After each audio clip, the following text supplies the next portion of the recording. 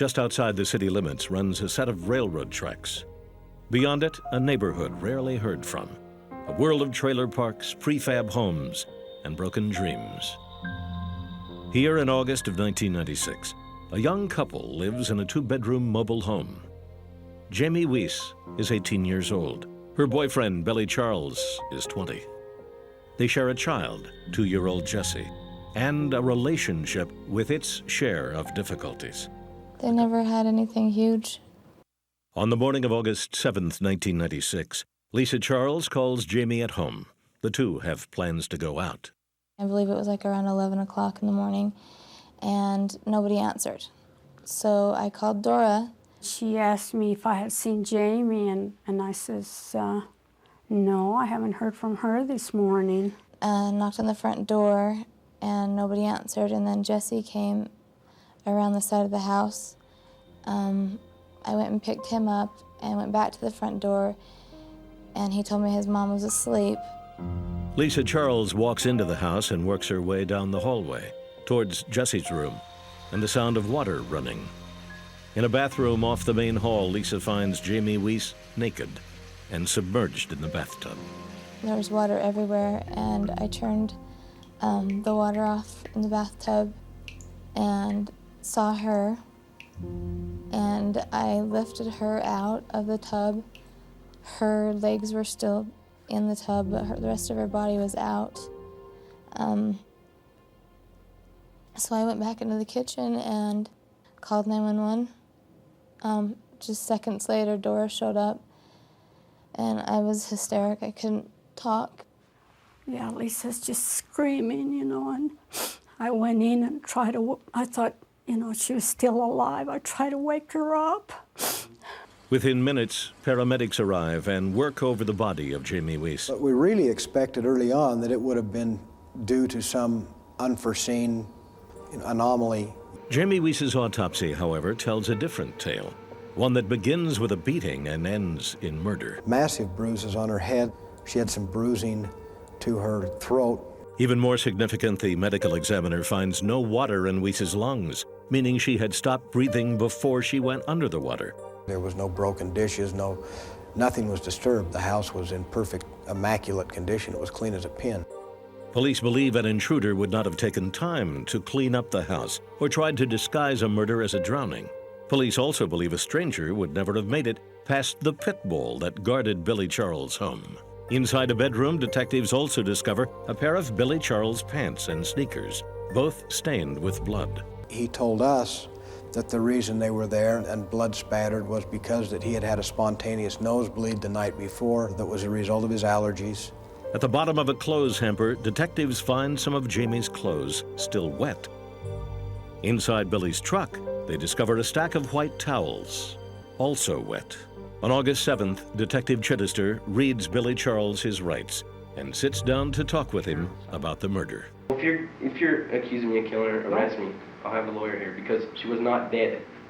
It's his home. Of course, his blood, his hair, his fingerprints, his everything, his DNA is going to be all over the house. A series of tantalizing clues has led Salt Lake County detectives to believe Billy Charles is their killer. Hard evidence, however, is lacking. A year after she died, Jamie Weiss's murder is still unsolved and gone cold. Jamie Weiss is buried here at Valley View Memorial Park on the outskirts of Salt Lake City. On the 1-year anniversary of her death, detectives decide to play a long shot. They set up an undercover camera and microphone near Jamie's grave, hoping Billy Charles will pay a visit and talk to the woman they believe he killed. We thought that we'd try it just so that we could say more than anything that we had tried everything that we could in this case. And lo and behold, Billy showed up. At one point, Billy Charles lies down beside the headstone and appears to continue to talk for some time. After Charles leaves, police dig up the microphone buried near Jamie's grave, hoping they might hear a confession. Instead, all they get is static. Salt Lake County detectives decide they need some help. In November of 1999, they turn to a collection of super sleuths known as the Vidocq Society. The place is the Public Ledger Building in downtown Philadelphia. The event, a meeting of the Vidocq Society, a fraternity of world-class minds drawn from all aspects of criminal investigative work. This elite group of volunteers meets once a month. One cold case is presented to the group, and the society suggests new avenues of investigation. In November of 1999, Mark Chittister is invited to present the Jamie Weiss murder. For an hour, Chittister walks Vidocq members through the Weiss investigation. As they gain a sense of the facts, Vidocq's experts begin to fire questions at the detective. The primary suspect, is he right-handed or left-handed? I believe he's right-handed. Going back to the shower curtain, you said that there was one bloody fingerprint on it. Did you look for latents on it?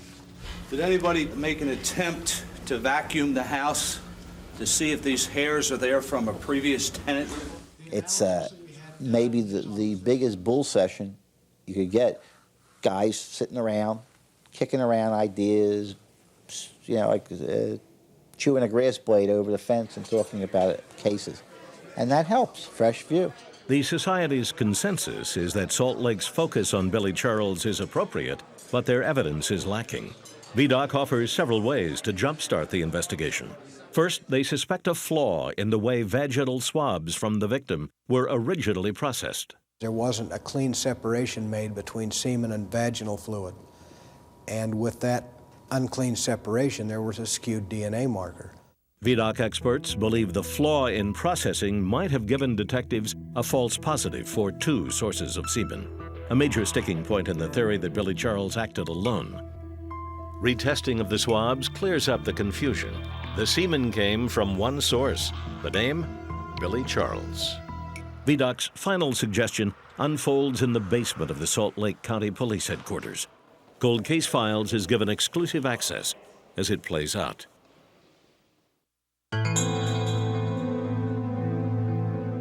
On April 17th, Salt Lake County detectives unroll swatches of carpet taken from inside the mobile home of Jamie Weiss and Billy Charles.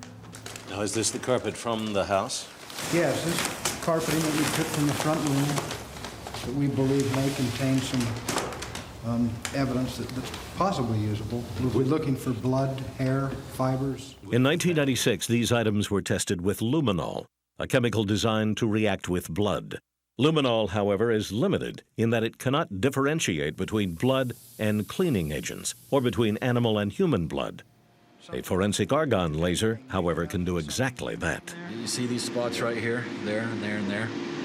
The laser distinguishes between types of substances and fluoresces different colors, depending on what substance it has come into contact with. So, Mark, could this be blood in the dark and then a cleaning fluid that tried to clean it up on top of it? Absolutely. Yes, it could very well be that. Cold case detectives believe this kaleidoscope of color might provide the first hints of a killer trying to cover his tracks. They send samples out for further testing to see if the bloodstains they believe to be there might yield a genetic profile. I'm optimistic. I hope that it goes somewhere. I'm certainly going to take the samples that we saw react to the light and have them analyzed further now. Subsequent DNA testing, however, sheds no new light on the origin of the stains or how they got there.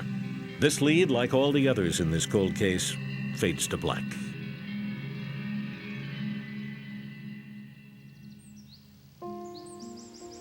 More than 5 years have passed since Jamie Weiss was killed. Her son Jesse is 7. Jesse's father, Billy Charles, has never been charged with Jamie Weiss's murder. He still lives in the community, still lingers under the cloud of official suspicion, and some might argue a rush to judgment. It's almost daily that I question myself about this case. I want to make sure that I don't have tunnel vision, that there's not someone else out there I should have looked at, there's not someone else out there I could be looking at.